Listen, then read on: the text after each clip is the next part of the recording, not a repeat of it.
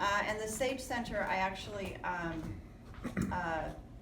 a healer and body worker also, in addition to a coach. And so they have, we have a lot of services here, you know, different healers and therapists. And if you go in this door, you can see a lot of cards of people and services that are available. Thank you for that. Yoga in this room. Occasionally they have like a little health fairs upstairs in the room that we're usually at. So yeah, the Sage Center is a great place, great place. Let's see. So let's just first take a minute just to get centered. So everybody just close your eyes, uncross your legs. Do you want the lights down? No, I'm good. Okay. I'm good. Nice deep breath in.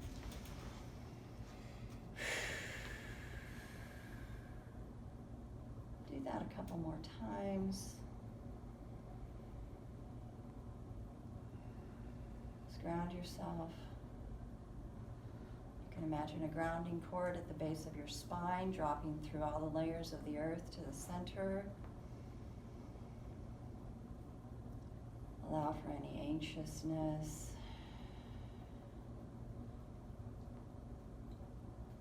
To flow down that cord. Any thoughts of where you should be, any thoughts of what you should be doing, just ground that down the cord and come into the present moment. Go ahead and imagine a golden sun above your head and call back your energy from wherever you've been today, from your home, from your car. Call in any energy from conversations that you've had into that big golden sun above your head. And allow for all that energy to come back into your body, into the present moment.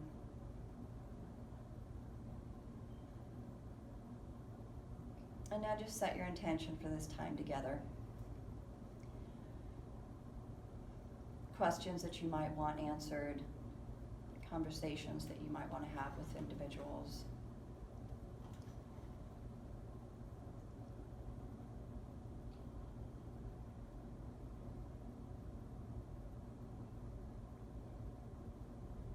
We'll just set the energy for the day, for the meeting, to be informative, uplifting, hopeful, and maybe a little bit fun. Maybe we could have a little fun. I don't know what we'll do for that. Okay, now come back into the room, settle back in your body. So, I'm Kayci Marie Mitchell. Like I said, I've just moved up here from LA. I am an Oregonian, so I was born and raised here. Moved to LA when I was about 18 and ended up getting sober in Alcoholics Anonymous, actually. And, you know, married, kids, and about 18 years later, I ran into some issues with headaches, depression, anxiety, that were not being served well with what I knew. You know, I was under the impression that like 12-step had all the answers, and it doesn't. You know, it took me to a certain point. And I went into treatment at Betty Ford at that time, and because I was on a number of medications for headaches, anxiety, depression, couldn't sleep well. And I don't consider myself an addict, but I was chemically dependent on these medications to assist me just to be able to live in my daily living. And so they took me off of all of those things and then gave me the 12-step program. And I was already very, very well versed in the 12-step program in a number of different arenas. And so at that point, I became a seeker. I had been a seeker prior to that, but I started really, you know, digging in and looking for alternative solutions to these issues that I was experiencing. And so that's what started me on my journey that led me to where I am today, which I know in another 10 years it'll be a very different place. So, you know, meditation, exercise, nutrition, you know, all of those things became part of my world. And then about 6 years ago, I was introduced to the world of psychedelics. And I had a friend who was he was a salesperson for one of the premier Ibogaine clinics in Baja Mexico. And so I would assist him, and, you know, we would have people, you know, come through my home on their way down to the clinic, and then, you know, sometimes people would come and stay on their way back.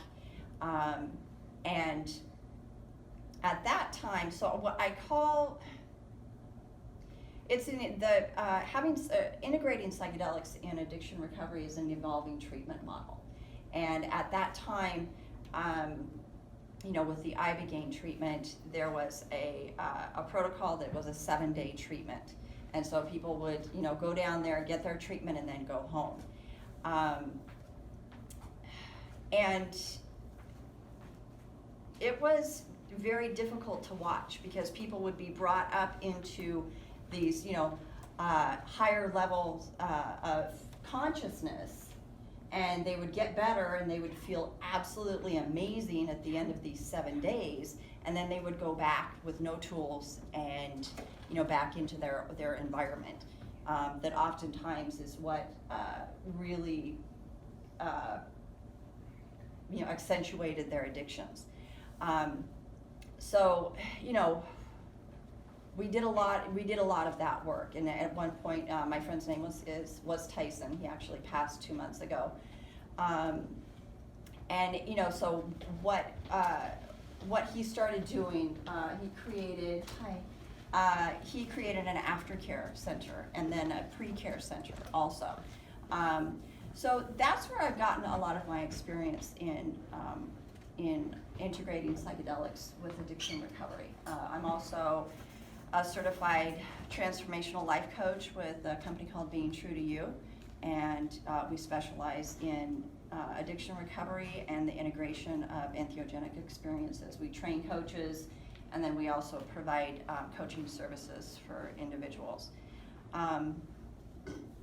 So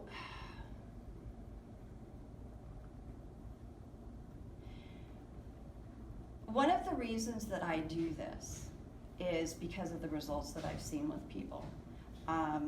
And, you know, over the years, you know, I've been in recovery for coming up on 37 years. And I've seen a lot of what's missing for people. And a majority of the programs that are, you know, currently present, they'll treat like one area of addiction and leave other ones out.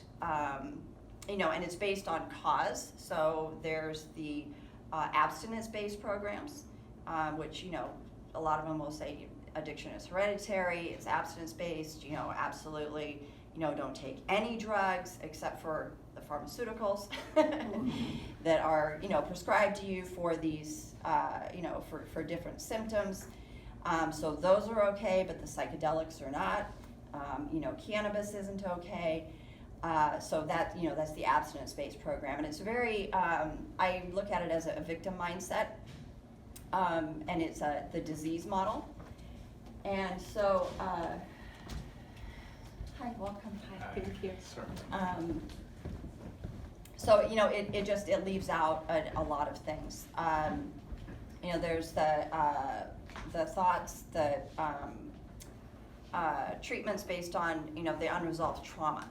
So they'll say, you know, alcohol addiction is because of, you know, unresolved early childhood trauma. There's look at my notes. Brain chemistry imbalance, which most people who struggle with addiction do have some kind of brain chemistry imbalance, but that's not like the only part of it. And then, you know, there's a weak-willed. You know, people will just say, well, what's wrong with you? Why don't you just stop and you know, get your shit together?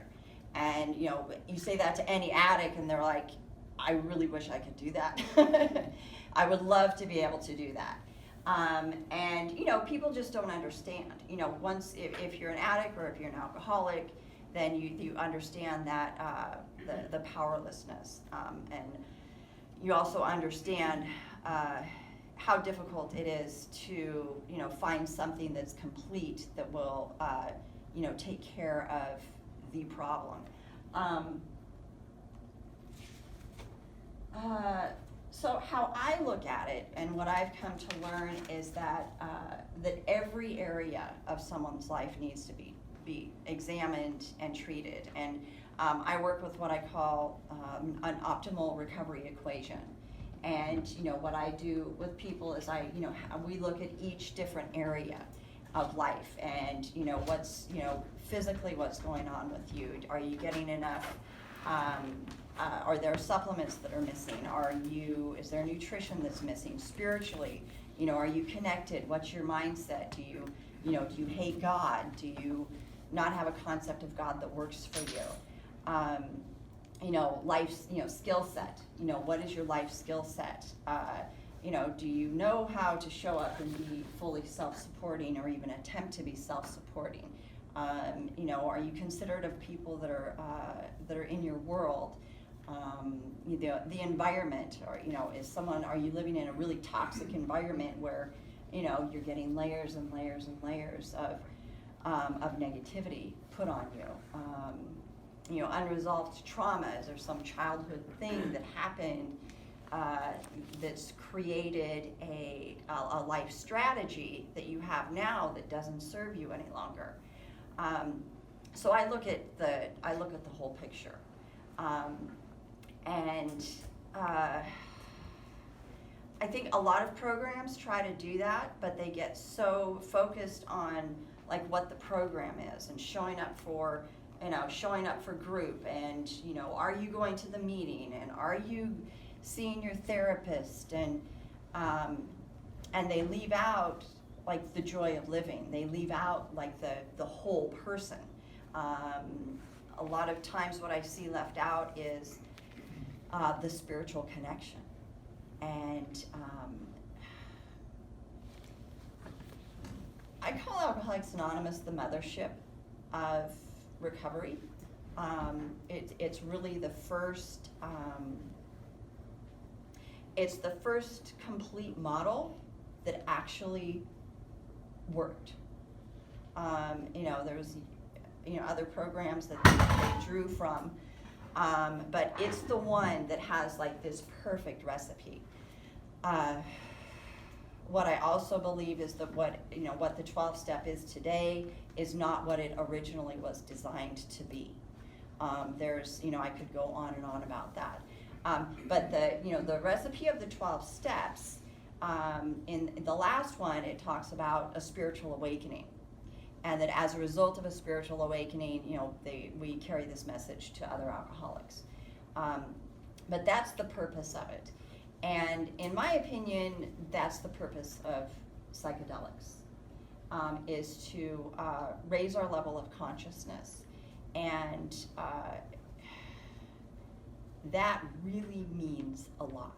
It can be trauma resolution, it can be a shift in perspective, it can be a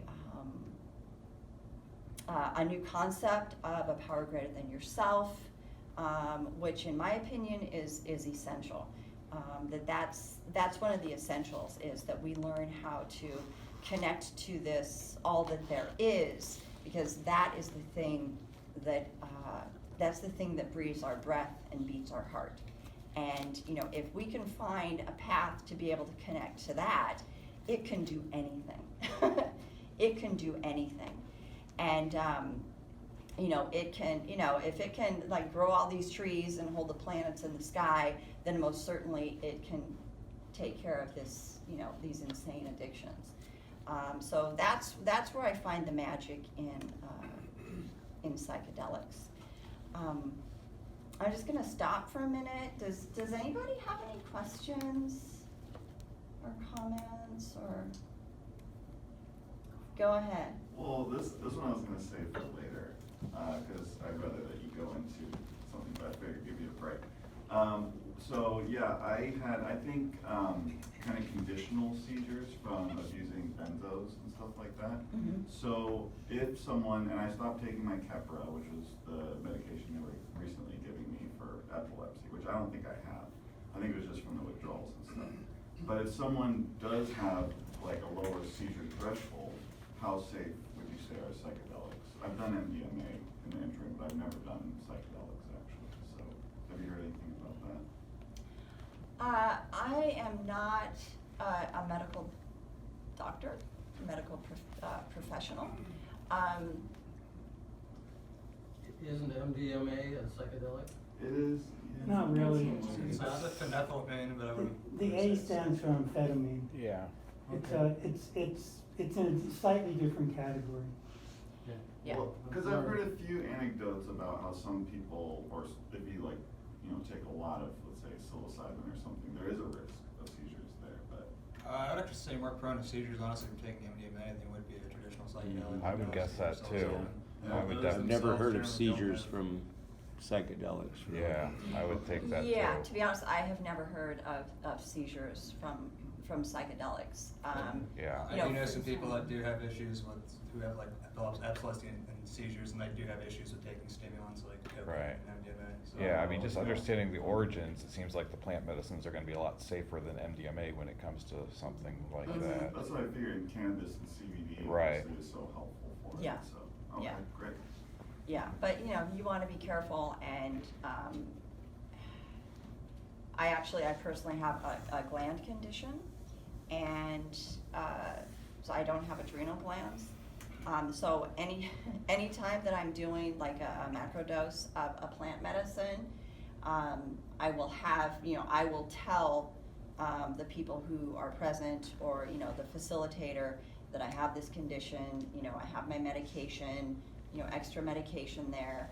So if you do have a medical issue, you want to do some research and make sure that that the people that you're with know what it is and know what to do, in the case. So what I would recommend that you do, if you are going to, try any of the medicines, that what you want to do is find out, what is it what are the medical steps that would need to be taken if I do have a seizure, and this is what the seizure looks like. But just make sure that people are well informed. And then, there's the option for microdosing with some medicines. So you can microdose and see how that goes, see how your body reacts, and then make some choices and decisions based on that. Okay, thank you, because I did actually want to do it by myself the first time. I know that's warned against. I Yeah, know. no, Especially with your seizure background. Yeah. probably not. Even Yeah. if I microdosed and then built my way up. Well, again, I don't have a medical profession or a medical opinion on it, but microdosing, and they're subperceptual. So, anything that you put in your body because you have had seizures, you want to be very aware of it. And, and monitor it, and, know what the steps are to take when if something happens. Is that Yeah, good? it's great info. Yeah, Thank okay, you. sure. Thank you, everybody else. Yeah. Okay, so, the plant medicines, so, they call them, often, people call them plant medicine teachers. They call them teachers, because the plant medicines have spirit. They have the spirits within them. The ayahuasca, they call it grandmother. You'll hear people, who have Aya experiences, and they'll say, grandmother Aya told me to do this. And, so now, like the MDMA and, LSD and ketamine don't necessarily have a spirit, but they have an effect on you. So the things that I'm going to talk about today are the Ibogaine and Iboga, Kambo, Aya, Ayahuasca, Psilocybin, a little bit of MDMA, ketamine, 5-MeO, and about microdosing. So can I just see the hands of people who are here about addiction? Is it like everybody? Okay, all right. So there's obviously lots of addictions. You know, opiates, amphetamines, you know, meth, crack, coke, benzodiazepines. People can get addicted to cannabis, which a lot of people think that that's not true, that you can. And there's process addictions, so, you know, that would be, you know, YouTube videos, there's gambling, sex, you know, a bulimia, you know, the food disorders are in there too.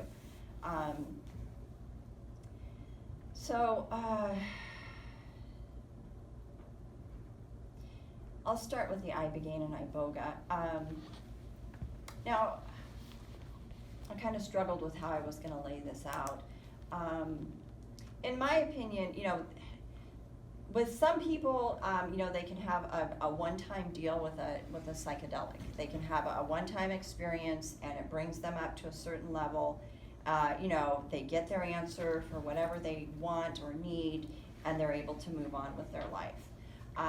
Other people, you know, they're going to have a number of different experiences with psychedelics. It depends on the person and what their circumstances are.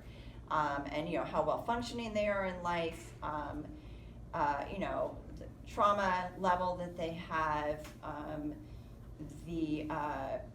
you know, the foundation that they have to actually, you know, capture and integrate the information that comes from the plant medicine. So Ibogaine and Iboga, does anyone here know about Ibogaine? Okay. Ibogaine it's an alkaloid that's taken from Iboga. Iboga is a root bark, and it's from the tabernacle tree in Africa. And that is used in the Bwiti religion, and it's used as a sacrament.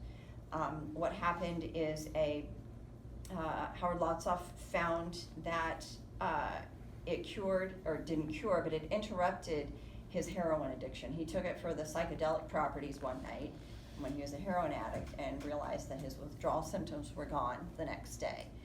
And so he dedicated his life to bringing this information and figuring out what exactly it was in this root bark that did the trick, and it was Ibogaine. So what Ibogaine is, we refer to it as an addiction interrupter. It's not a cure. I don't believe that there are any cures for addiction, but it's an interrupter, and what it does is it resets the receptor sites to pre-addictive states. It's not a detox like you know, like you go in and get detoxed of all the drugs. It resets the receptor sites. A majority of people will have visions and have a psychedelic journey on it. There's, you know, a certain, you know, population of people who don't. The Ibogaine does not detox from benzodiazepines. So when we're working with someone with benzodiazepines, that requires another detox treatment. Iboga also does the receptor reset for people and brings them into pre-addictive states. And that's just a longer treatment. With Iboga, it's you take it and you go on the journey for 6 to 8 hours. And you know, the balancing 12 to 14 hours are more of an introspective state. Then you have a gray day. But people who are heroin addicts, which is a majority of what I work with, like 30 minutes after they take their Ibogaine, their withdrawal symptoms are gone.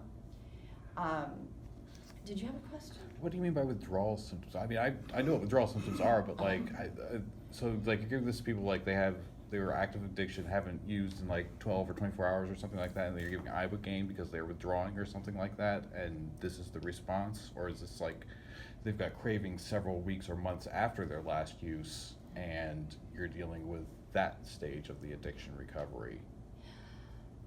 Like the Yes way you and yes. Okay. 'Cause the way, yeah, okay, Yeah. okay. So, the Ibogaine treatment, it's a medical treatment, and, you know, we have, there's a doctor that's on site, there's you're hooked up to a heart monitor, there's a defibrillator, because there is the potential of the heart rate going down.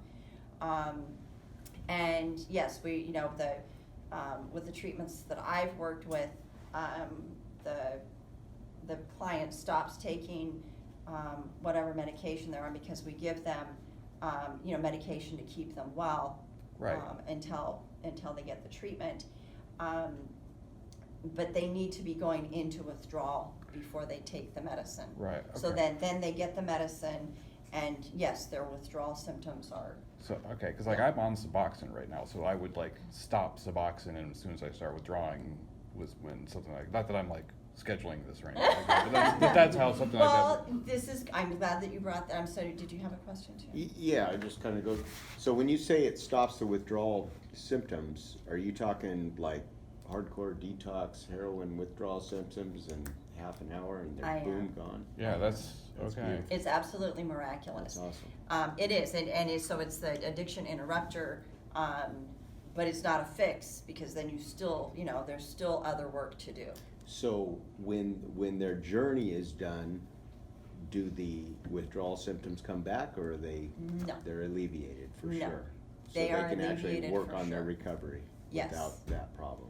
Yes, that's the beauty Wow. of Ibogaine. Yeah, so, and then you have 3 to 4 months, a 3 to 4 month period in there, where there's something called noribogaine that stays in the system. It also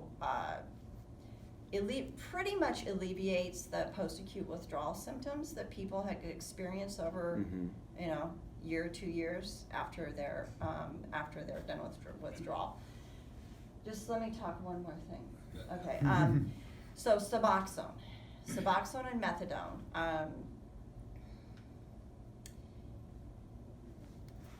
It doesn't work with Ibogaine. So people that we have that are on Suboxone or methadone, it's recommended that you are off of that for a minimum of 30 days, off of the Suboxone before. So that gets a little dicey, because people are on Suboxone for a reason, Yeah. and you have horrible withdrawals, even worse withdrawals from Suboxone than with heroin. So the protocol is for people to take short-acting opiates between the time that they get off of the Suboxone and go into treatment.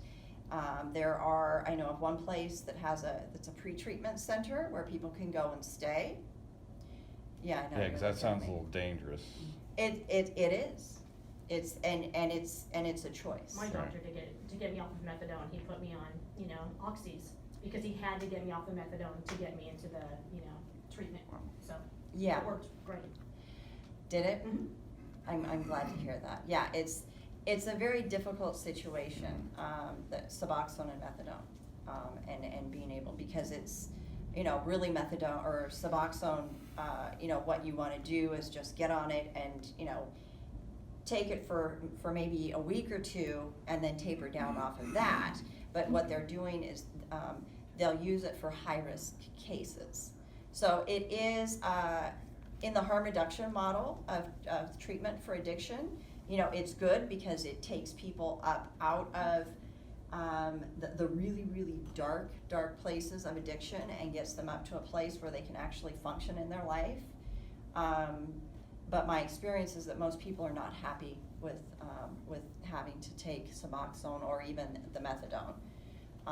And so it's difficult.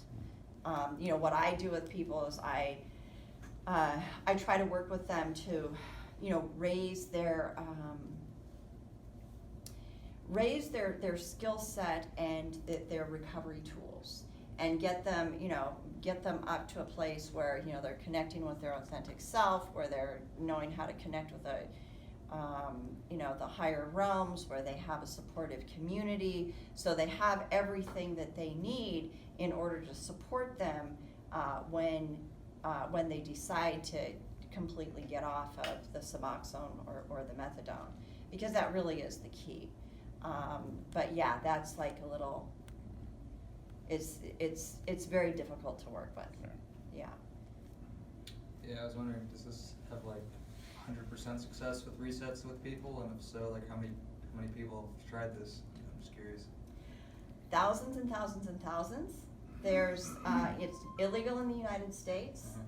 There's, some research here and there that's being done with it. Yeah. I really, when people start talking about success rates, Well, I just kind of talking about like the withdrawals being taken away from taking. I'm just curious about that. That sounds pretty crazy. I've never heard about that. Ibogaine doing that, so I was just curious. I would say 95% of people who go through an Ibogaine treatment, their withdrawal symptoms are completely gone. It is absolutely miraculous. Yeah, There's some people who have been on Suboxone or methadone for long periods of time. That interferes with it. So I did work with one client that was on Suboxone for 7 years, and he did go to short-acting opiates for, it was 2 or 3 months, and he did not have a real good experience. But then there was also the mindset. So mindset contributes to it to a certain degree, and expectations. Yeah, but yes, that is what happens. It's absolutely. Yeah, I guess I was just talking about the medical effects, but I didn't mean like the overall success of being sober and the end results. I just meant having the withdrawals wiped away. Yes. It's pretty interesting. Yeah, it's pretty miraculous. The Suboxone or methadone, it does not have the same effect on the withdrawals of those two? No, it absolutely does not. No, it does not. And I don't. Yeah, I'm not a scientist, so I don't know exactly why. But it has to do with the opiate receptors. Different receptors. Well, that the Suboxone and the methadone act on the opiate receptors. So how I've heard it described is that that it's a very sticky medicine. Yeah, that's why they use it, because it pushes everything else out. Like, that's why you Yes. can't get high when you're on it and stuff like that. So they would push out the Iboga or whatever Yeah. also. Yeah. Makes sense. Is That's it used good for way to any look other at it. symptoms like depression and anxiety? It is. People do use Ibogaine and Iboga for spiritual treatments. So it's referred to as a psycho-spiritual treatment. I have a friend who's her recovery with Ibogaine is from bulimia. So it does treat other conditions also. Yeah, but Ibogaine, there's the Iboga low dose, which is good. The Ibogaine, there's a number of different clinics. So if you're interested, just go online and you can research clinics. But Ibogaine is a really, really intense experience. Can be very, very dark for people. There's some certain percentage of people that don't have the visuals and don't have that experience. They do have the receptor reset, but it's it's a pretty intense and involved treatment. You mean, so if they're not having visuals, they're having like physical sensations? The people do have physical sensations, but some people they'll take it and they'll get like a little bit of information. They'll have a little bit of an experience, but it won't be like the really intense experience, because it's the psychedelic journeys that come from Ibogaine can be very, very intense. Is this the same way that DMT or ayahuasca, there's a certain small percentage of people that never get the journey out of it? Is that what you're basically talking about? Same kind of thing? Probably, yeah. But you can they still get the reset from it? Absolutely, That's really neat. positively, yes, positively. Okay, so that's Ibogaine and Iboga, and you do not wanna be doing those medicines without, like a trained facilitator. You wanna, Ibogaine, I know of people who do Ibogaine, who have tried Ibogaine, in the privacy of their own home, and I don't recommend it, because it is, it can cause, the heart rate to go down.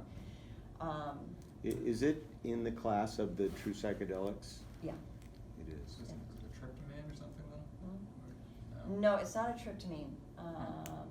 To be honest, I don't know exactly what it's called. What it is. Yeah.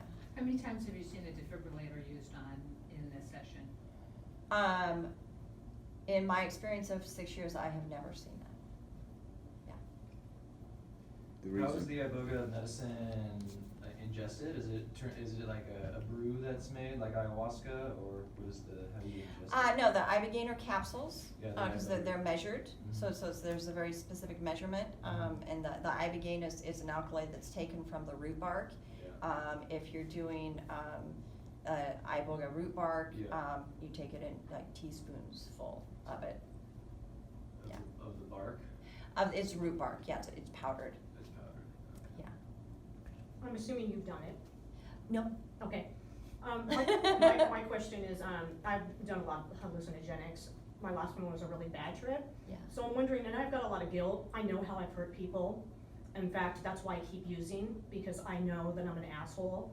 And so I understand that the first trip is the real dark trip that shows you other people's feelings, how you've hurt people, your childhood, all of that stuff. I already have guilt about that, so I'm wondering what the advice is about that. I know you're about to go through a really, really bad trip, and you're gonna see things that are, pretty hard to see. What I'm wondering is what do you tell people that already have a little bit of guilt about that, which is perpetuates the addiction in the first place? That's where having a foundation for recovery comes in. So, what I do with people, I have them write a timeline so they're clear on, okay, let me go back. I really wanna do it, I'm just. I would say that's where the therapy part of it comes Yeah, in, where well, you need a let me, therapist along here, with- let me finish with, or let me go on about this. So psychedelics are not a fix, and, it's important to have bookends for the psychedelic experiences, in my opinion. To have preparation for it, and then have integration for it. And that's a big topic right now in our communities. And, that's what I do with people. And, I'll have people write out a timeline of what their traumas have been, so that they have an idea of the things that they need to work on. Have them look at their mindsets around addiction, and what are the triggers, what are the things that take them back into it. And then from that point, they're able to set an intention for the information that they're, hi, you wanna sit here? Yes, please. Okay. So, at that point, they're able to set an intention for what it is that they're wanting healing from. And then also create a vision of what it is that they're wanting to move into, how they're wanting to live their life, what are the emotional qualities and states that they're wanting, what do you want your relationships to look like, do you have an idea about a career that you want? That's before even doing it. This is all Pretty before. much, yeah, Okay. yeah, I mean, people will just go and like do the psychedelics and have have an experience, and a perspective is shifted, or some kind of trauma gets resolved, and that's great and amazing, and then they just go on with their life. The way that I see psychedelics working is that it's across your timeline. and it's about using them consciously, and it's about setting an intention for, you know, what is it that I am wanting to heal from. One of the exercises I give people is a self-forgiveness letter. You know, I draw a lot from the 12-step tools. You know, so there will be, you know, an inventory of, you know, all the things that really piss you off. And So what the I, personal one. yeah, and what I find is that, you know, people most of the time, you know, they're more pissed off at themselves than anybody else. You know, they have more resentment and guilt and shame about themselves than anyone else. You know, and then what you get to look at is, you know, what is your part? You know, where is it that you have, you know, what can you do? What is it that you can do? You know, where did you put yourself in that position? What are the, you know, where, you know, what are the life strategies that you developed that got you to this place? And that's where, like, early childhood trauma, where, you know, you've developed a certain strategy, like communication. If you grew up in a house that had, you know, really abusive parents, and so you're afraid to speak your truth, and, you know, then you go through your life not speaking your truth, you know, and then you end up here, and it's like, well, you know, I feel inauthentic, I don't feel like I have any friends, I can't connect with people. So, you know, you look at having this childhood woundedness healed, and what are the communication skills that I need to learn. So is this making sense? Absolutely. Yeah, Thank okay. you. Yeah.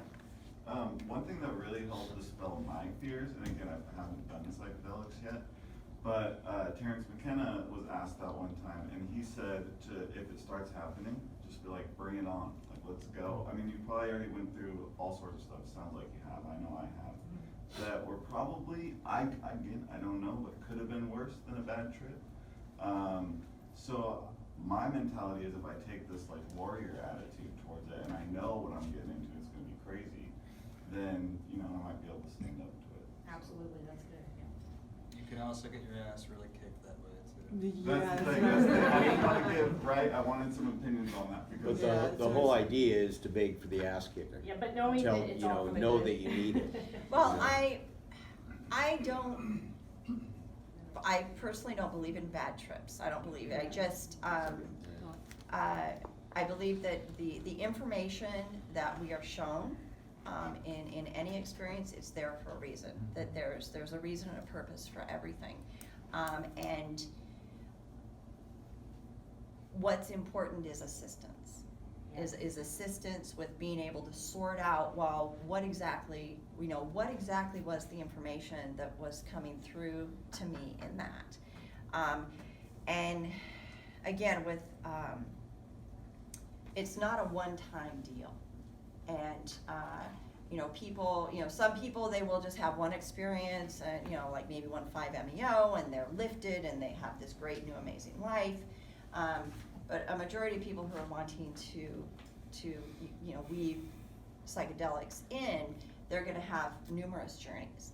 And it's like a picture that gets put together. It's like a puzzle that comes together. So you have this experience, you have this one, you have this one, you have this one.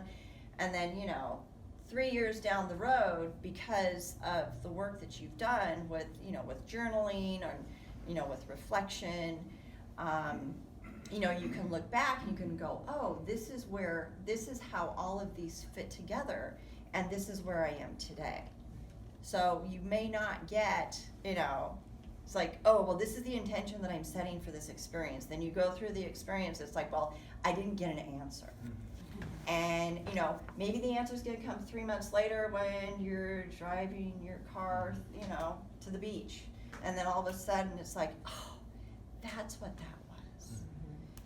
So that's how, you know, and that's where having a practice of, you know, meditation and yoga, or, you know, whatever it is, to be open to allowing this information to come in.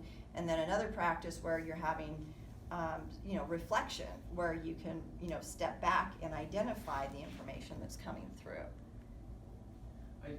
Can I just add into it, because this is all just such good information, like that Terrence McKenna quote that was, and so like, also with like these really dark and core like beliefs like guilt and shame and stuff, I just want to throw out there an author also, if I may, just like Gabor Mate has been a huge He's amazing. influence on my like journey. Mhm. And then just to talk about like this bad trip idea, you know, there's been you know, multiple moments where like my body and like my mind is having a hard time just, you know, downloading the info that's come to me on psychedelics and stuff. And so what has helped and been like instrumental is just being with people who can navigate those realms and help me just understand that like, nope, just like, you know, let it go, let go. Like there is a resistance, like there is some just, you know, these are different realms, and there's a bit of just maybe a knee-jerk resistance by your body and mind to be like, whoa, I can't see it, or I can't go there. And I've been to those thresholds and just like consciously been like, okay, just like let me see, like let the medicine show me, and then I reach and because of that, in those darkest times, then I get over and reach this threshold that's just like really beautiful. That's when the biggest breakthroughs have come. And so I just wanted to offer that. Could you Agreed. spell that author's name? It's Gabor Mate, Gabor Mate. Yeah, he's amazing. Yeah, he's amazing. He's in Canada. He's He does a lot of work with harm reduction and GOBARMATE. GABORMATE. Yeah, In the Realm of Hungry Ghosts is probably a good Oh, starting yeah. book. Yeah. Yeah. Okay. Yeah. Yeah, he has lots of YouTube videos. Yeah. Amazing. Yeah, you just let me, I just wanted to speak about that with the, my experience is that people have the most difficulty when they're trying to hold on and resist. You know, what psychedelics do is it breaks down structures, it breaks down ego, and it shoots you into a higher realm. And it's interesting because it's like, you know, we set our intention for, you know, oh, I want to change, I want this to be different, I had this amazing experience. And then when it starts coming, you know, it's like, whoa, hold on.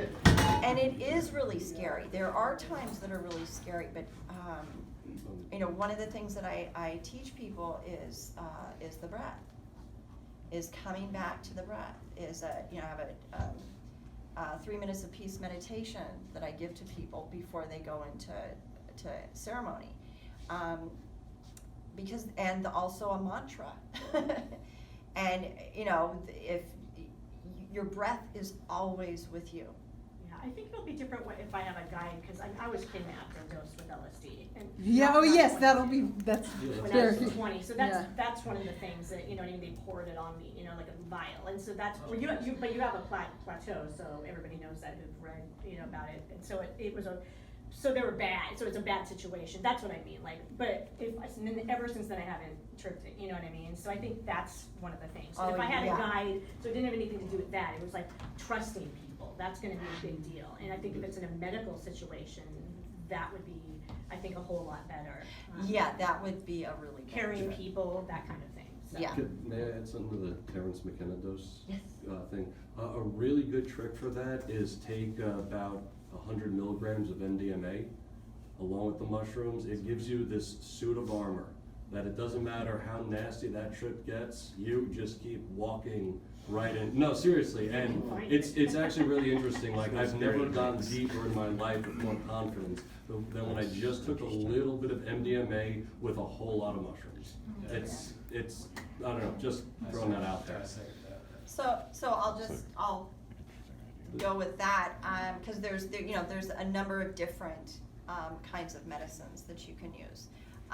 So you know, the MDMA, you know, great for anxiety, for trauma resolution, and you know, yes, MDMA and psilocybin together is amazing. The best thing since bread and wine. Because what happens is with the MDMA, it basically shuts down the amygdala part of the brain, which the amygdala part of the brain is the fight or Which flight. one does this shuts that down? Well, the amygdala. No, which drug? Oh, the MDMA. Okay. Yeah. So what happens is that you're able to pull back and observe the traumatic experiences without re-experiencing it. So when you have that with the MDMA and then also the psilocybin, which is taking you on this lovely journey,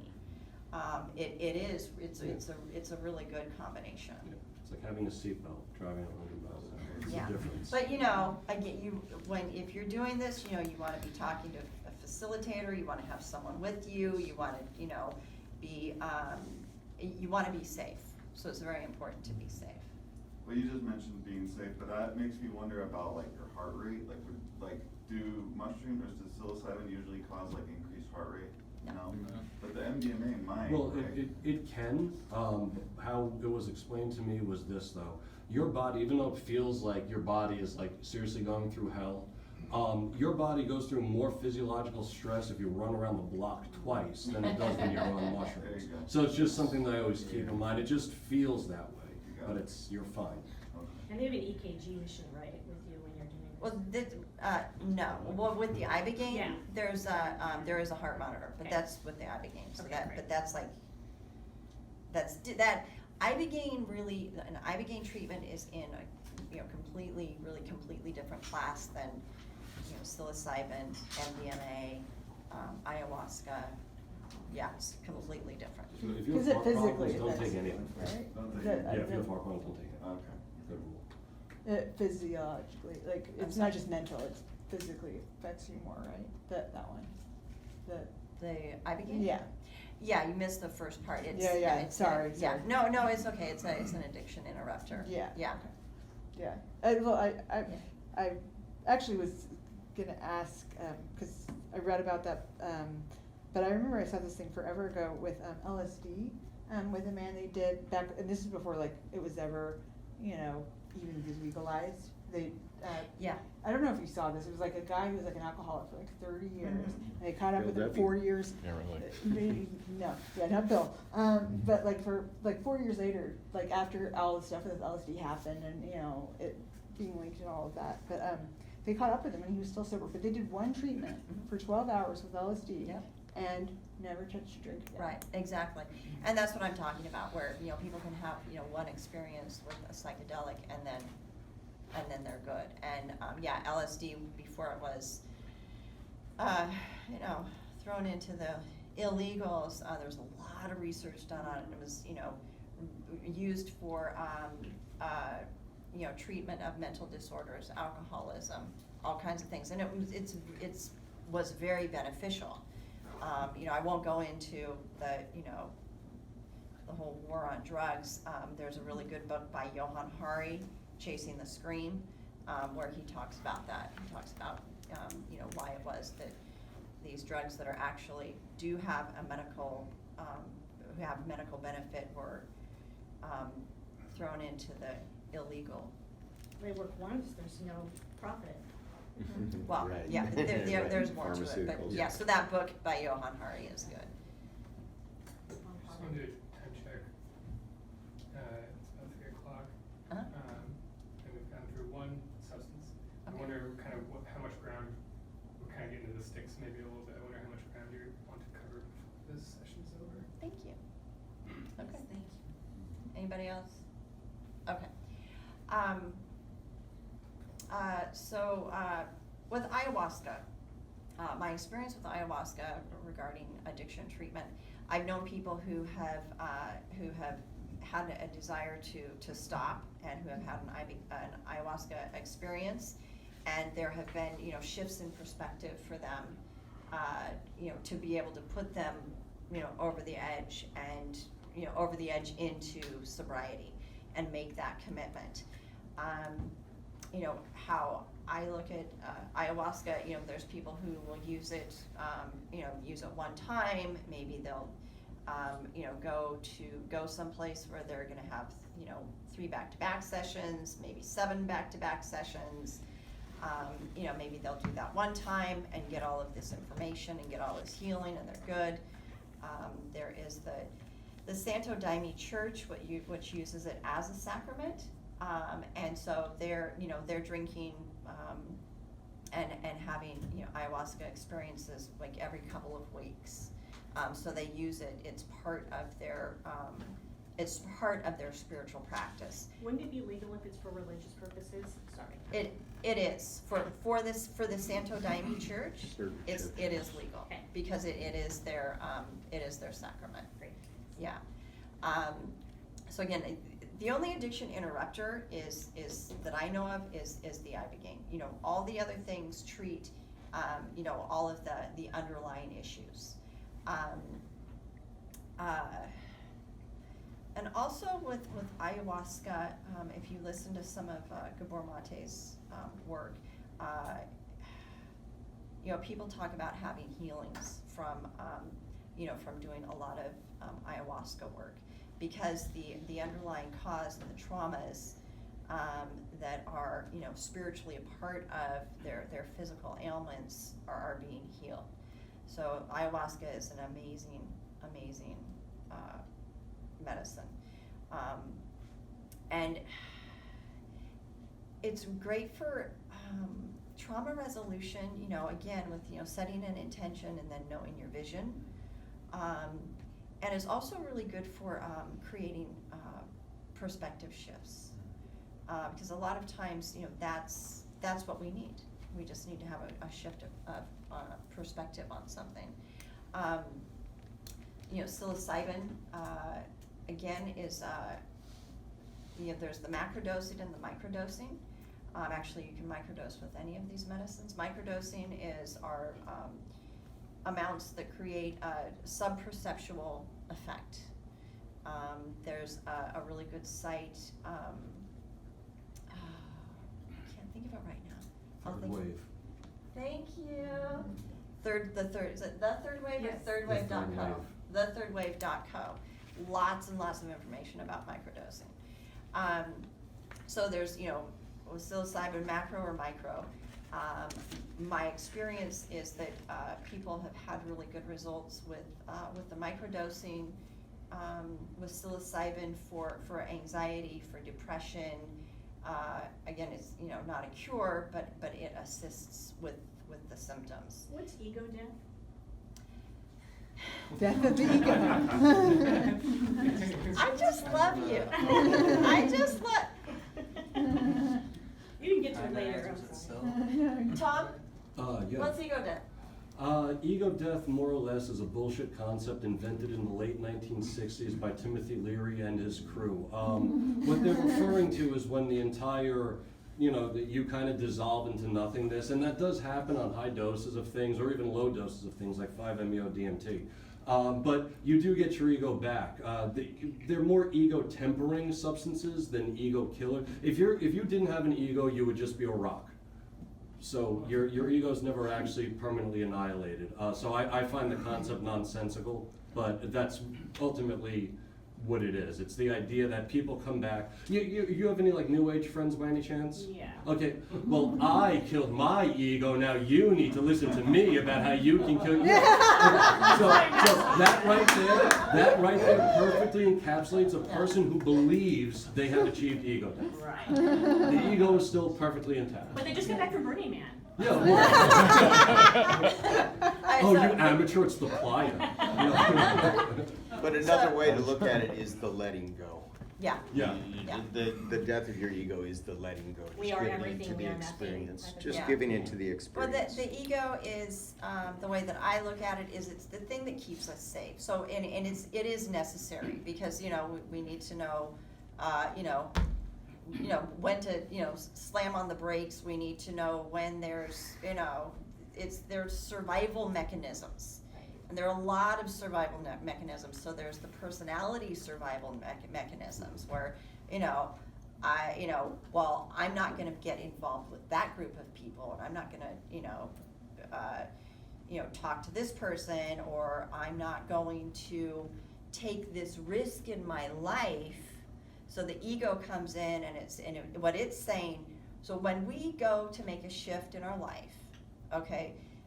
Again, the amygdala kicks in, and if it's something that's unfamiliar, then it's going to try to stop us. And basically, that's how I see the ego, is that it's the thing that keeps us safe. So with the 5 Meo Dmt, they refer to that as the God molecule. And how it's described is that your ego is completely melted away. It's absolutely magnificent. Yes. and you're shot up back, or you're shot into this realm of this total complete oneness, bliss, love, where there's no separation. So the ego is what separates us. So yes, you want to have some ego because we want to be safe and we want to be able to navigate the world. But if that's the thing that we depend on to navigate the world, then we stay really small. Yeah, so the 5-MeO is amazing. And that's like when we do the Ibogaine treatments, a lot of providers, they'll do the Ibogaine, and then after a few days after that, they do the 5-MeO. So it's just a really lovely, Nice. it's a lovely experience.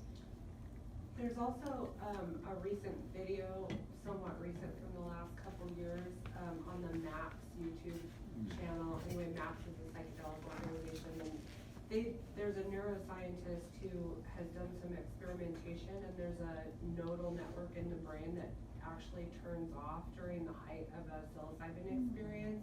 And You then said a nodal pathway? Nodal? I don't know exactly the terminology, but if you Oh. look Like at the MAPS front and the node neuro, network. the front nodal network, and Default it, mode.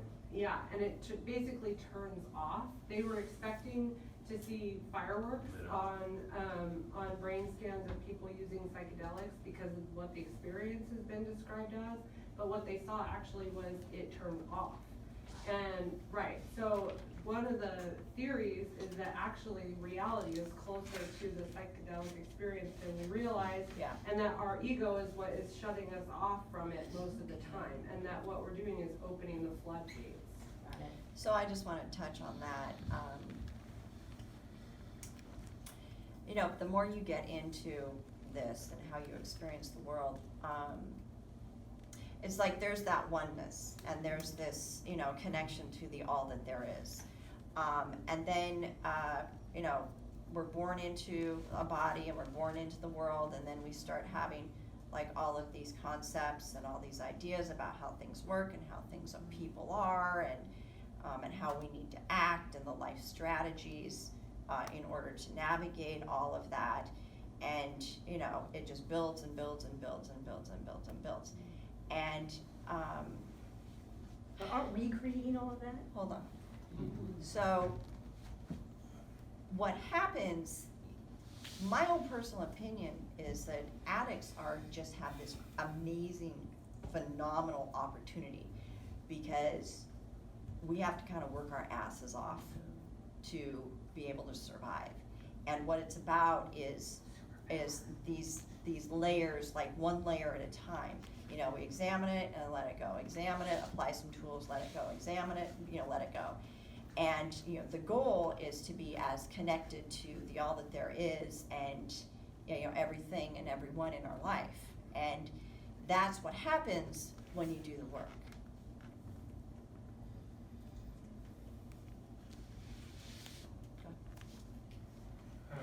Just to bring it back to microdosing.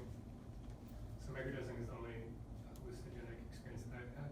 And I think the major, having a big trip gets a lot of, it's flashy, we see it, we know about it. But microdosing, I think, being somebody who struggles with debilitating depression, anybody who struggles with depression, the kind of the sine wave of experience. Sometimes you're all right, and then sometimes you just really bottom out. And for me, it cut off the bottom. Everything about my life was still the same. There was no side effects. There was my normal being, my normal experience of life was exactly the same as it was before I started, except I didn't go so well anymore.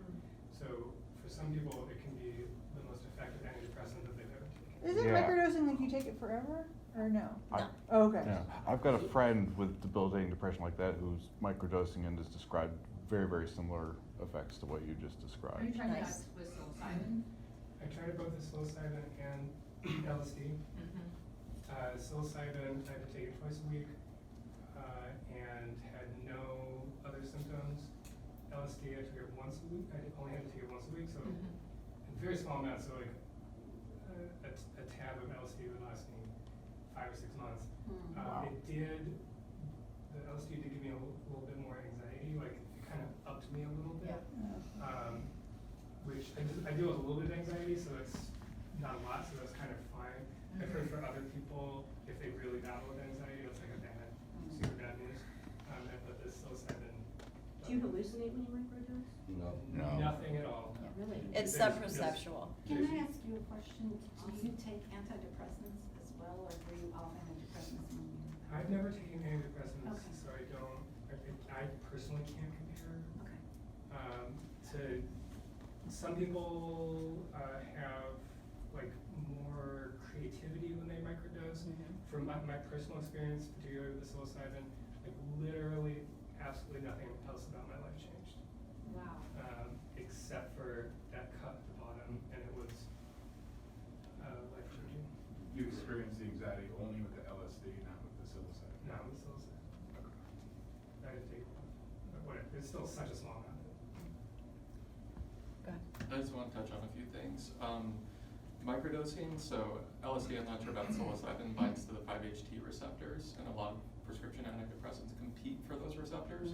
So if you're on a regular dose of prescription antidepressants and you microdose, you probably won't see a result.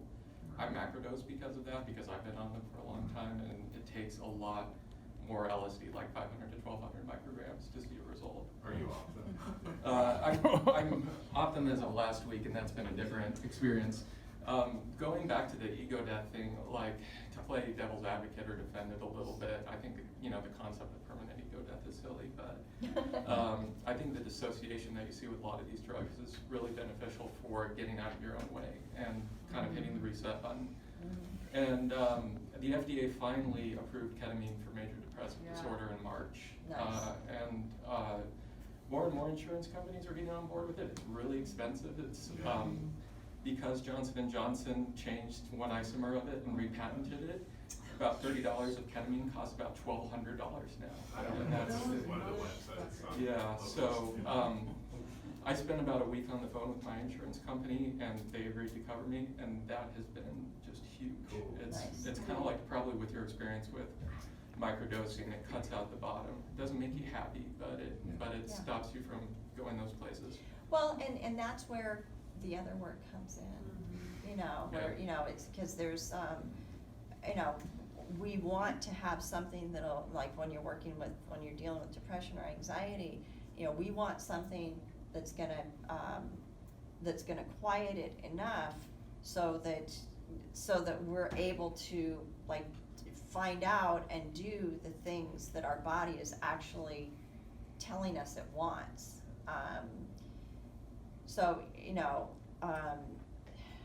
Depression, it's any illness or ailment, I believe, is actually a gift.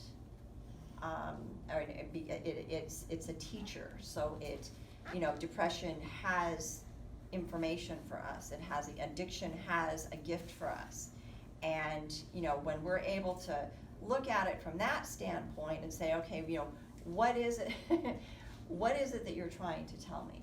What is the gift? What is the information that you want me to know? The things that, if you're really depressed or have anxiety, you're locked in your house, you can't get out of bed, it's really hard to, go for a walk and get some, endorphins going. It's really hard to, cook yourself a healthy meal. You don't want to go on the internet. You don't want to go connect with people. So when you can use these medicines, and it raises you up to a point where then you can start going and doing the things that will really serve you, because there's a lot of contributing factors to depression that can be, you can do other things for it. Exercise, nutrition, connecting, prayer, meditation. I just want to add real quick to that too, because that's like with the microdosing and stuff. The psychedelics for me has helped in my recovery to like kind of get down to these root causes, and as as part of taking those layers off, I've also discovered things like, oh gosh, I have ADHD. The microdosing has really helped with that and like my attention span and staying focused. But like in addition to that, you know, I've also realized that like, okay, I'm dopamine deficient, so I've done dopamine supplements. Right. And so, I mean, I really appreciate what you're saying. Is like, I mean, there's an entire like life shift that you know has this that requires this big network because it's just a web. Like the addiction, you know, starts at this core. We use this web into all components of our lives, and you know, the psychedelics have been big to just like start navigating that web and you know, getting to the roots of that web. You know, and so. Yeah, I think all these things have been very, very helpful, and everyone's comments. Great. Thank you. That's been my question. I haven't done any psychedelic treatment or anything, and I'm just like an addict's addict. Like I've done drinking and drugs and the whole 9 yards and all of it, and now I'm like sober from drinking and drugs through 12-step recovery, but it's just changed. Now it's food, now it's smoking cigarettes, sugar. I mean, I'm like, I don't know where to begin. I don't know which psychedelic treatment would be a good place to begin or what. I don't know what's really going on. Yeah, what's really scary is I'm a heroin addict, and I'm comfortable in it. I'm very comfortable in it now. Got everything set out, work, you know what I mean? Yeah. Everything is protecting it just to make sure that I can maintain. Just as long as I can keep, you know, well. Yeah. And it's not good. It's hard. I'm not fooling anybody. It's hard. Yeah. Go ahead. I actually want to get you guys' opinion on and yours, of course.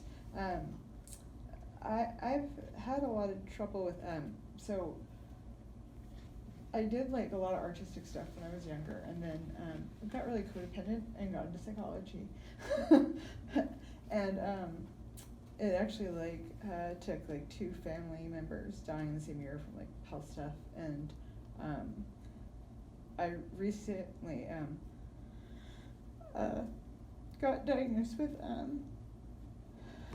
neuroblastoma, so in my neck, and that might take away like my I'm like so worried about them like messing up singing more for me, like or like making like something or whatever, but it almost kind of gave me this positive push. Like I've always tried to make things, you know, make lemons and eliminate. It makes me want to gag saying it. It's so cliche, but you know, but it kind of gave me this push of like this stuff that like I feel more emotionally fulfilled doing this stuff, like, but I almost feel like pulled by like these 2 parts of myself, you know. Like I like something that mentally fulfills me and something that emotionally fulfills me, and I'm not sure, like part of me it's that same kind of fear with doing this kind of stuff where it's like, what if I do it and like I don't have any control anymore of, but I mean you're supposed to, like you were saying, like, you know, you want this but then you let go of it, and so yeah, so I'm gonna there's a lot to unpack there. Yeah. Sorry. So you know what? We can talk after. Okay. the Yeah. meeting. Sorry. No, you're fine. You're good. This is good. This is good. Thank you for being so vulnerable with us. Thank you so much. You know, we've all had really, you know, I don't think anybody be sitting in this room if they didn't have a really hard time, you know, in their life, right? You just happened to be like revealing it, so thank you. But we can talk after. You know, one thing that I do want to say is that it's important to be connected with community when you are moving into using psychedelics. And, you know, it's actually, you know, recommended like people who are diagnosed schizophrenia, you know, or with, you know, personality disorders, they need to be really, really careful. So that's all I'm gonna say about that. And, you know, people who are, you know, depression, bipolar, well, bipolar also, you know, it's important to be connected with community. If you have conditions like that, you definitely want to be, you know, finding a therapist that is familiar with psychedelics that can assist in guiding you. So that's all I'm gonna say about that. The- Starting point. Huh? Starting point. A starting point? Yeah, when you don't know where to begin. I'm like looking at this psychedelic. Oh, you, okay. Recovery's a journey, and we do switch addictions, you know, over the time. I don't know what your starting point's gonna be. We could talk after the meeting if you'd like. So, we've talked about the ayahuasca. Ayahuasca is a pretty intense experience. I would say psilocybin is a little less intense than the ayahuasca. Having a sitter, a facilitator is important. The 5-MeO is a very intense experience. You're shot up into, really, the ego is completely melted away. For a period of time, it comes back. And then of course Ibogaine is really intense. Microdosing, I love microdosing. And, there's, James Fadiman has a protocol where it's a dose day and then 3 days off and then a dose day. My opinion is that's a good place to start. And it's sub-perceptual. With psilocybin, those are easy. Again, they're illegal, so if that's what you choose to do, then it's your choice. But like the lower doses and setting the intentions and knowing what I cannot say enough about the setting and intentions, knowing what it is that you're wanting to have a shift in perspective on, and then having your vision for what you're wanting to move into, and then having tools, the tools to be able to integrate. If you have that, then, and you do these experiences, you've done all of this spiritual work. So my opinion would be that probably if you do a macrodose of ayahuasca or psilocybin or LSD, then you're probably going to get a lot of information. And the way that I see it is that the psychedelics, it's like there's all this information that we have, and our minds are just so limited. And so what the psychedelics do is we throw ourselves to it, and then it kind of pulls things out and puts it together for us. And and then in one experience, you'll see one little thing that comes together. And then maybe 3 months later you do another experience, have another experience, and the medicine brings all of these different things together, and it's oh look here. So it's about a journey. Does that answer? Yeah.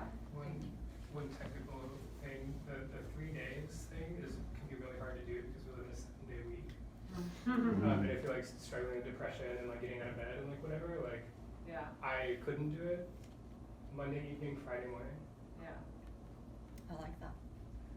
And then because this is a recovery talk and psychedelics are, focus, but it's recovery is, kind of what we're getting at as well. It's I think, just as a starting point, what I can, I guess, offer is, this addictions are such a deep spiritual condition, and and in my opinion, or how it makes sense to me is it's this separation from our authentic self, and what that addiction is this pull back. It's this calling back. Yeah. And so I think what has helped me to make shifts is to actually look at my addictions and really ask what are they giving me? They're giving me something, and actually they formed a long time ago, in response to trauma or as some sort of coping mechanism, and they served me at that time for survival purposes. Yeah. Understand what you're looking for, and then have a lot of compassion for yourself. Just compassionately objectively look at what you're seeking through the food, through the smoking, and like what has helped me, I mean, all the psychedelics have helped me a lot, but I will regularly use MDMA to make these, to get that insight, to have that compassion and open heart, to be like, let me look at myself. Yeah, so I think, but that compassion and like what your addictions are giving you, you know, but in sort of a, not the right way, you know, it's like, yeah, so I mean, like prereq, all these are tools to get back to like our authentic self. Right, exactly. But that deep, you know, it's not a superficial like ailment, it's a real deep spiritual sickness. Yeah, and I think that's one of the, you know, one of the myths that's out there, you know, I mean, and the, you know, how addiction is stigmatized is that, you know, you're an addict. You know, there's something wrong with you. Or lessened, when it's like, oh, it's just sugar and it's just smoking and it's just, you know, it's just sex. And when you have overcome so much, and you can just feel that sickness still because, you know, I know the difference between when I was smoking a cigarette before it was this. Yeah. And it's not, you know, we are human beings being called to growth. You know, that's really what it is. And, you know, it's not about the addiction. Right. It's like he was saying, you know, it's about what's, you know, what are we being called forth? You know, what's under it? You know, what are you afraid of? What's the thing that is calling you forward to grow, that you're, you know, putting the brakes on? You know, your authentic self, you know, connecting with your authentic self. What are, you know, all the barriers between, you know, your psyche and your authentic self, and really living that. You know, I love the Marianne Williamson's saying about, you know, who are we to play small? Right. And that's what we do. You know, we are these amazing, phenomenal, magnificent co-creators on the planet. And, you know, in my world, you know, thousands of lifetimes, and, you know, all of this information and all of this experience, and, you know, here I am packaged in this body in this lifetime, and, you know, what we do and what we create, like once you set your, you know, set an intention, it's really, really amazing. So, you know, I think that there's that part of us that just wants to play small. And I really believe that that's part of what addiction is that there's this thing that wants to grow through us, and this, you know, this magnificence that wants to, you know, be birthed on the planet, and we have all of these ideas about, no, I can't do that, and you know, all these fears. Well, but it's also that addictive person having a superpower thing, where you've been through hell, and you finally get yourself up to a baseline, and then you finally try to reach beyond that, and you get smacked on the hand, and you slink back. Oh, fuck, not there yet. But that's okay though. And it's like this, But to just not stay in that state, Yeah, you know, it's a totally. process of like waking up, and you kind of fall back asleep. Inevitably you do, but you gotta just keep forgiving yourself. Yeah. Those asleep We periods. all do, I mean, I say we as like me, and, you know. Well, and that, you know, everyone. the you know, getting to that, so getting to a point, and it's like, oh, I really screwed up, you know, and getting slapped on the hand. Like, to me, that's a belief. Cause like I work with people, and it's like they call it, oh, I used again. It's like, oh, okay, no problem. You know, let's look at that. How'd you slide into it? What's going on with you? I work with people who are in addictive or active addiction all the time. You know, that's where people need the help the most. You know, it's not a bad thing. You know, there's this whole harm reduction model of addiction treatment, which I love, because it's like, well, where are you at? What's going on with you? You know, so you used, I mean, or you drank, or you have another addiction popping up. Let's look at that, and, you know, let's go forward from there. Like, and where addicts get stuck in that loop is like, because instead of looking at the lessons behind that relapse, we get fixed on the shame from like, oh, I fucked up again. Yeah. But you can get rid of that shame nucleus. You're like, okay, Bingo. what actually is, you know, putting me in these conditions and what, you know. So important, so important. People will like not want to get help. They will not say that they need help because they have so much shame and guilt and judgment. It's like wanting to lose weight before you go to the gym. Yeah, but you know, it's deadly, that shame and that guilt and that judgment and people trying to do it on their own, and then hiding out. I mean, it's the exact opposite of recovery. You know, there's, I don't know if it's Gabor, he talks about the opposite of addiction is connection. Oh yeah, and I thought I'm lonely because I use drugs, or if I use drugs because I'm lonely. And sometimes it becomes both. Right. That brings up a really important point about community. You spoke like several times that like to really get through addiction, you need to have connection to community. What if you don't and can't? Yeah. And I think that's a problem for a lot of people, particularly people who are at the bottom. For what? At the bottom. Yeah. The people who struggle the most, it's like they probably wouldn't, you know, if they felt cared for and connected, they might not have these struggles in the first place. So it's like, how do you work through connection if we live in such a disconnected world? Well, you know, I think that's where we as individuals get to like move into our own practice, and you know, where society gets to start healing, and you know, I mean, the judgment about people who have depression and have anxiety, you know, you have all of these people who don't, and they don't understand it, and they, you know, there's a lot of judgment around it. And also people don't know what to do for somebody who has depression.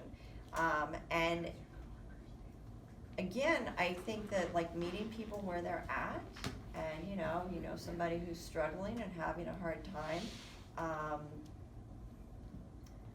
you know, it's us learning how to be unselfish. It's us learning how to get out of ourselves. It's us learning how to be of service.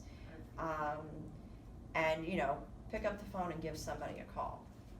You know, they know, you know that they're struggling.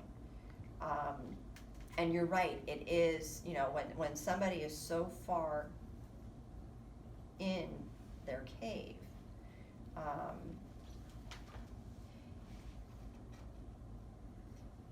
it takes them getting to a place where they're so low, where they're just able just to like pop their head up a little tiny bit.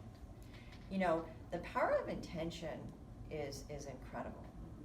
And the power of surrender and decision is also really, it's incredible. And I've dealt with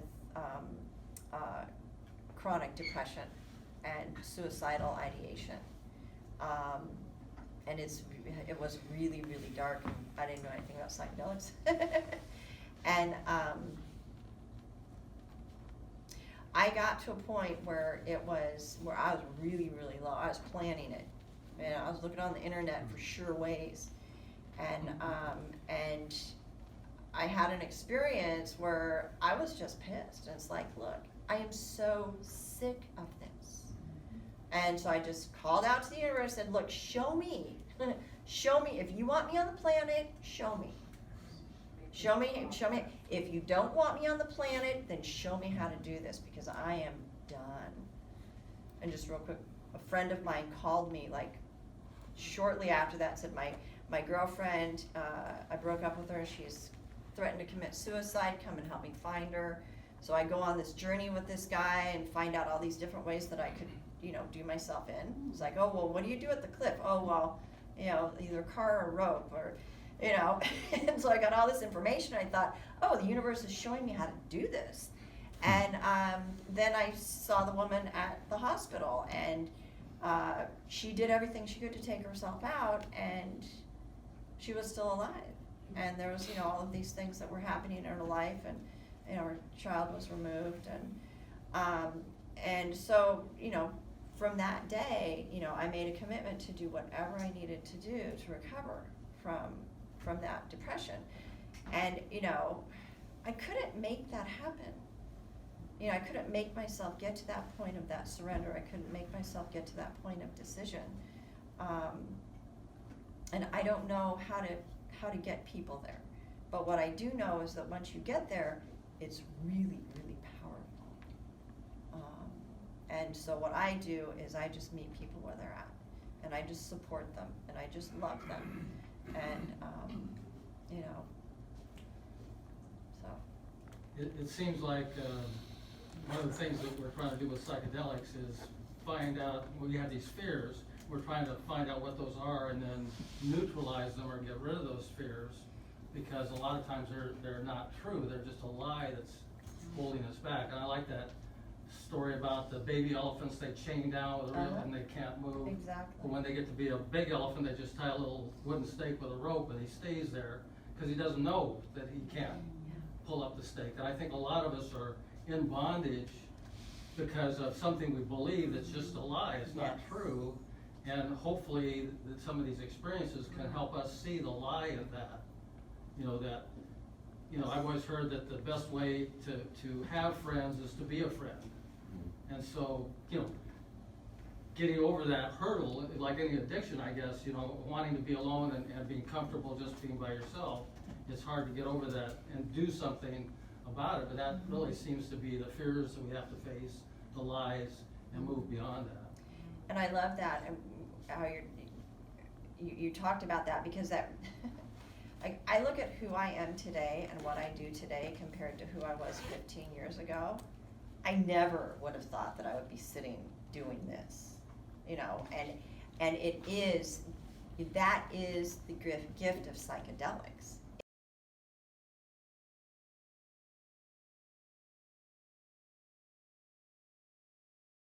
But we don't even know. We don't even know, what the chain is, or we don't. And so that is such a gift of psychedelics, is that that it has your it has parts of literally brain scans. It has parts of your brain that light up and work together that don't normally work together like that. So thank you so much for that. That was perfect. So. I just wanted to kind of just add what you were saying, which I thought was really great.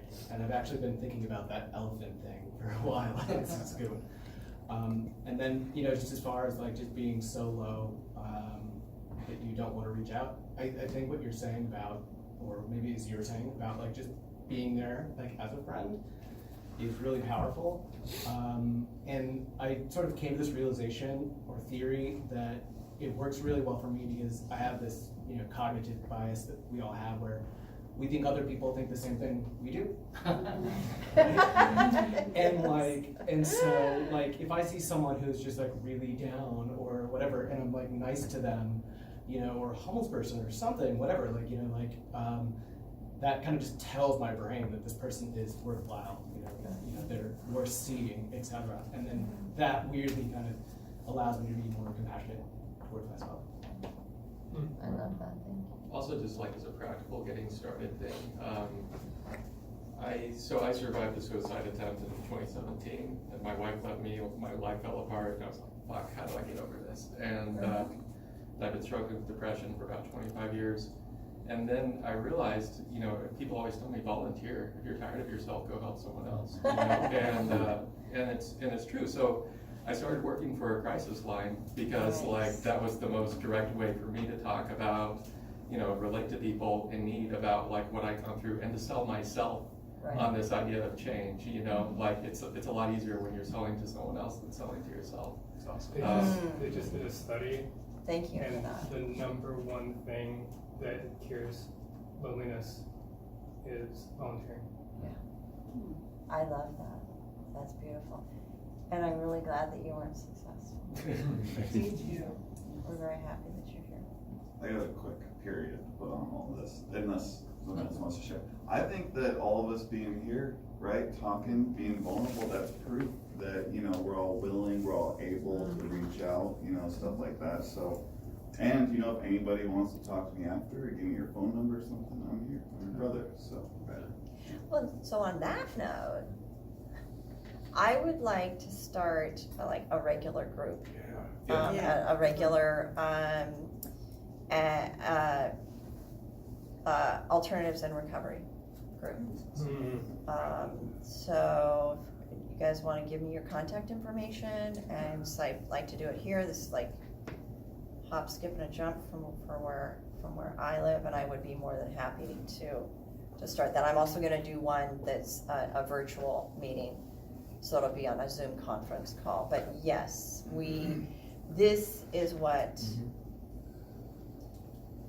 what recovery is connecting, exchanging ideas, being open and vulnerable, doing the work. This is the work. Go ahead.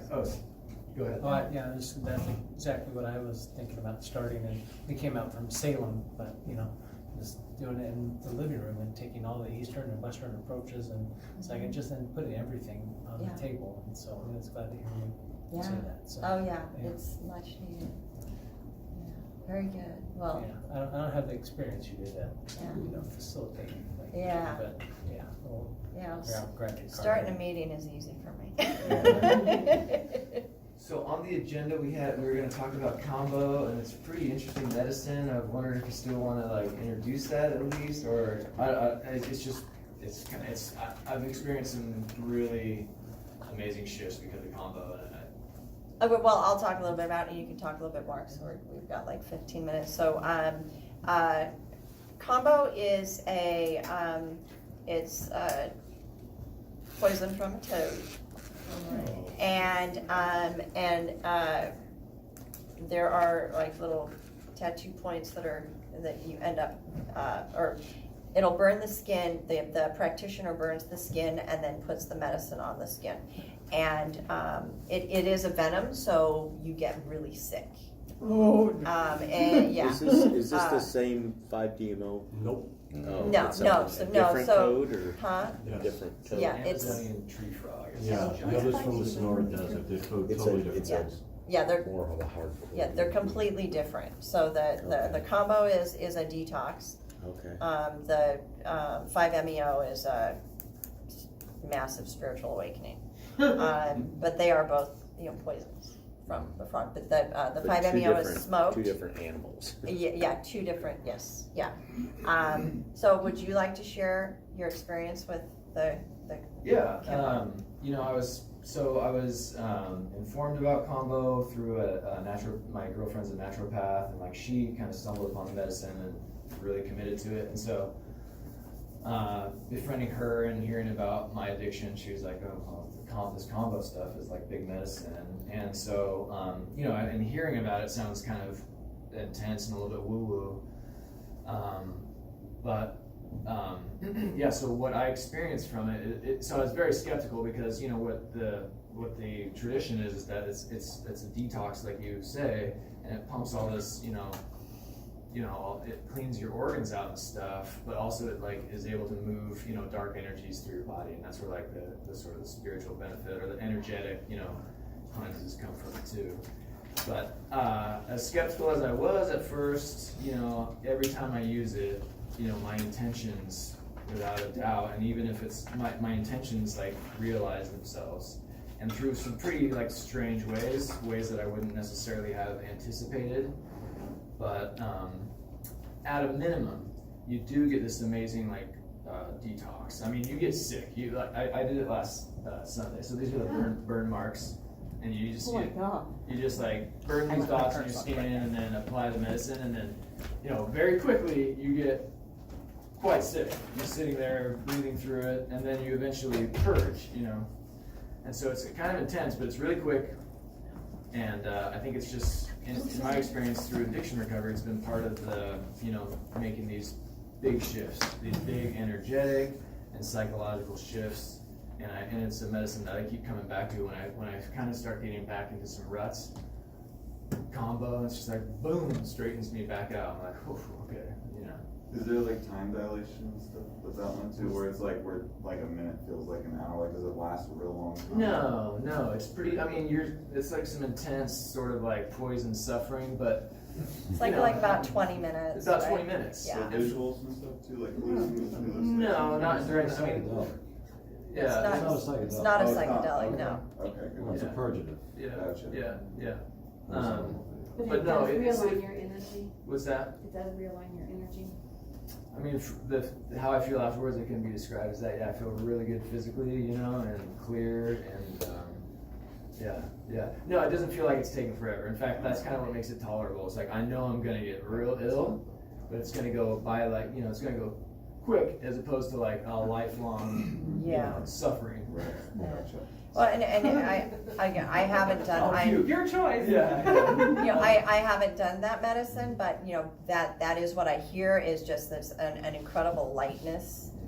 And you know, if you go online, there's if you go online and, I'm sorry, I can't remember the website, but, no, it's not the, well, maybe, is there anything on Third Wave about Oh, Kambo? I don't know. Yeah. I haven't been to Arrowwood. Arrowwood, okay, thank you. So on Arrowwood, and it talks about different people's experiences. Yeah, that's Arrowwood. They'll use it like as a like a cleanse before ayahuasca or before and after ayahuasca Yeah, and stuff. Just yeah, to some clear that people will energy do and that. be more receptive to the messages.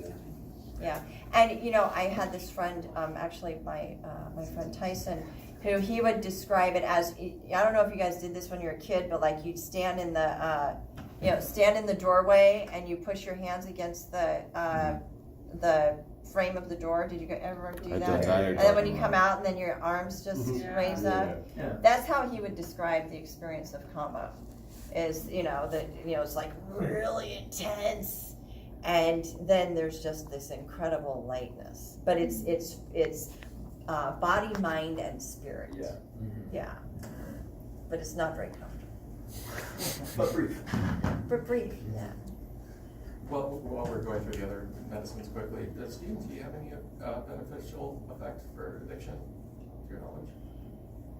Well, the DMT, again, all the psychedelics have these, it creates a shift in perspective.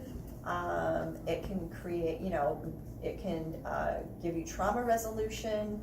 It can, increase your creativity, give you new ideas about the world and how the world works, new ideas about yourself and about how you work. So it, woven into, a program of recovery, will benefit just like, the other medicines. There's ones that are, like there's ones that are, more helpful for the depression and for like a specific trauma resolution or, ayahuasca, it's you're off. And so the information that's coming through, in my opinion, it's, can be a little bit more difficult to decipher, when you're doing like a, psilocybin MDMA, you're more conscious and aware, and able to, navigate a little bit better depending on the amount of psilocybin you're using. So yeah, DMT is, it does, it'll do like a little something. Possibly, yes, as far as addictions. You never really know. Like you're saying, it depends on the experience you have. Like, I just took peyote for the first time a month ago, and it had a totally unforeseen addiction break. And not the addiction, but like, I'm not big on social media. Now I can't stand it. Like, I absolutely cannot stand it. And I didn't go like, oh, break this addiction to Facebook. I just can't stand it. There was somebody who had broke their alcoholism to LSD that was brought up. There was one person.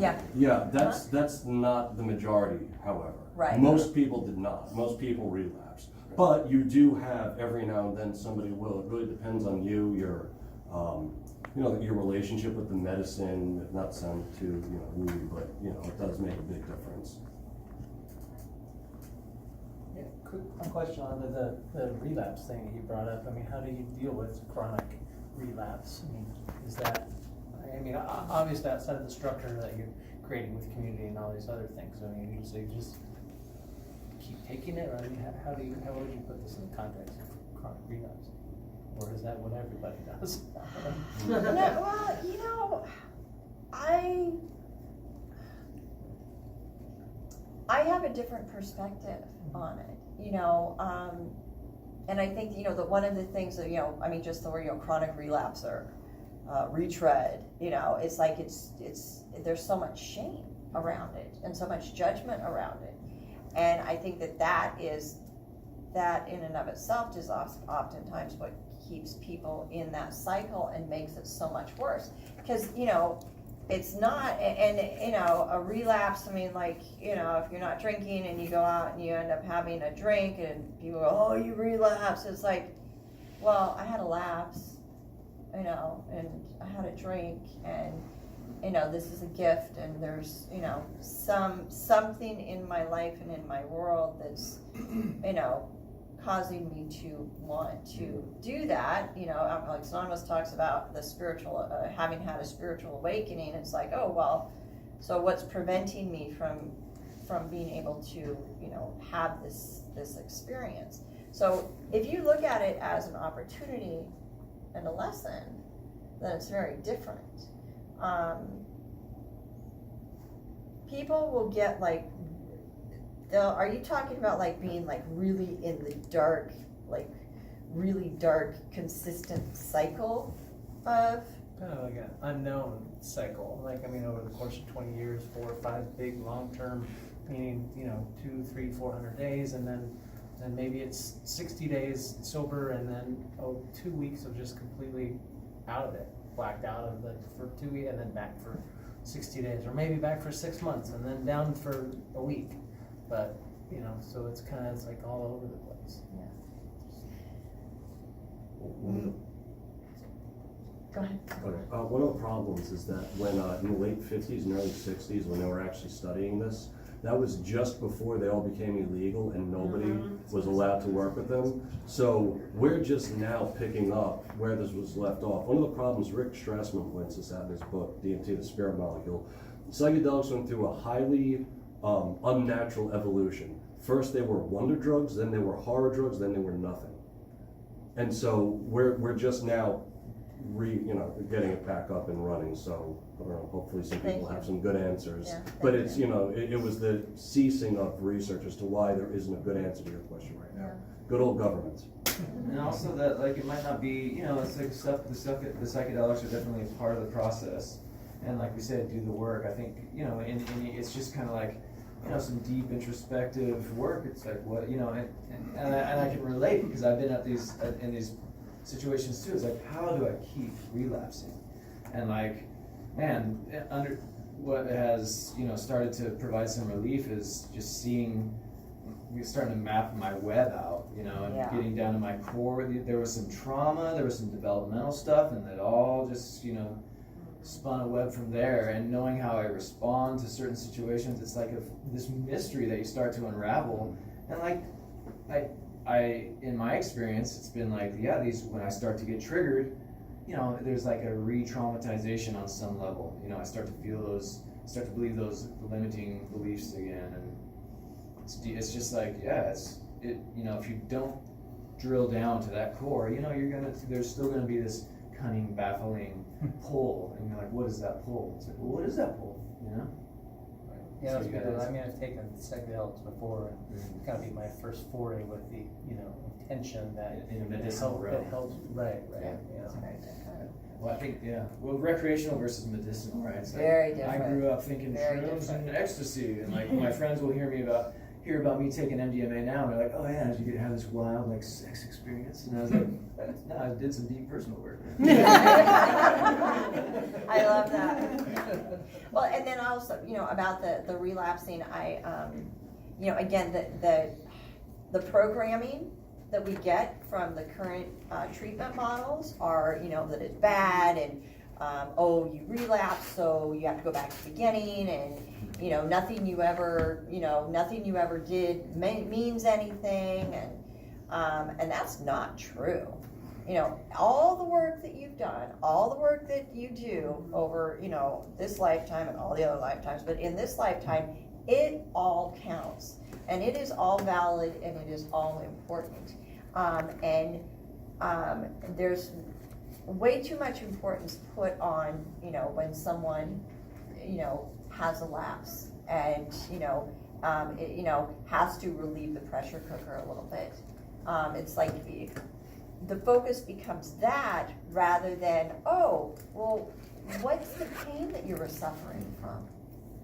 Where is it that, that you're like completely out of alignment with your authentic self? Are you in an abusive relationship? Are you, there's some things that need to be examined. Apparently, there's like something. But I heard it said once where it's like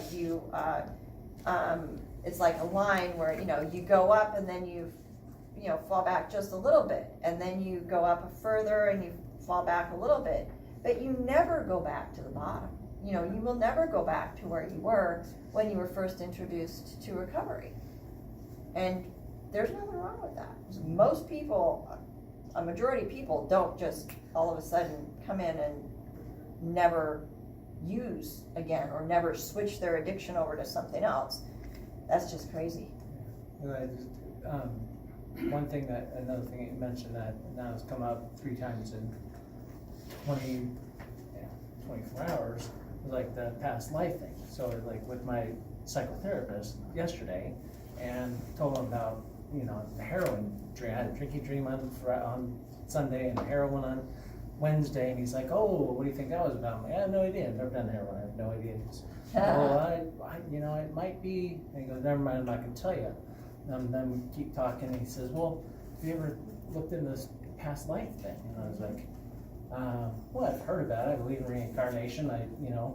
It's this thing, because there's no trauma, right? So to this relapse thing, like I'm trying to feel like, what the hell? Like No this trauma just in this needs, lifetime. like yeah, like none in this life. So like this relapse just needs to stop. It's not part of the process." So sitting there and we're talking with him. He talks about this past life thing, and then went to the. I'm like, okay, well that's interesting. Went to the Lavender Festival on the way here, and the first booth I stopped at was a lady that wrote a book on past lives. And I come here and talk about past You're lives. on the right path. In 24, yeah. But not just like from previous lives, like, trauma is in our DNA, so things that happen along your family line, Yep. you carry that with you. The other part of that, I am a hypnotherapist, so I do know about this stuff. But as far as past life, you don't have to believe in it for it to work for you. You can just use it as a metaphor. If you choose not to have that belief, use it as a metaphor and still run with it anyways. Yeah. If you're going to work through it that way, it are no works great. coincidences. Right. No. Can you Well, say I that call one them. more? What do you mean? I'm sorry. I call them past life. I'll call them past life stories because sometimes that'll come up Yeah, in my it healing session. doesn't have to challenge your belief system. Yeah. You can still run with it and get all the help with it and use it, Same thing however with you want. God or higher power or whatever, Right. too. It's like, I don't know. You can just make that. You can use those Bible stories as metaphors also. Yeah. So it's the same. I want to use this experience that he's talking about as an example of being able to be present and available for information coming in, because that's exactly it. Right. Where because if you're drunk, then you're not going to be putting that information together. So when we're present and aware, those are the kind of things that the universe is it's a miracle everywhere, always a miracle. It's whether or not we're present for that and acknowledging it and able to bring it in and then do what it is that the universe is calling us for it to. So thank you so much for sharing that story. Okay, so it's 4 o'clock on the dot. Did somebody collect donations? The containers right there, right? Oh, great, okay. Yeah, just a reminder for donations. If you guys want to give me your contact information, and I'll let you know about the groups, so I'm gonna do one online, on a Zoom conference, and then I'll also start one here at the Sage Center. Do you have a pen?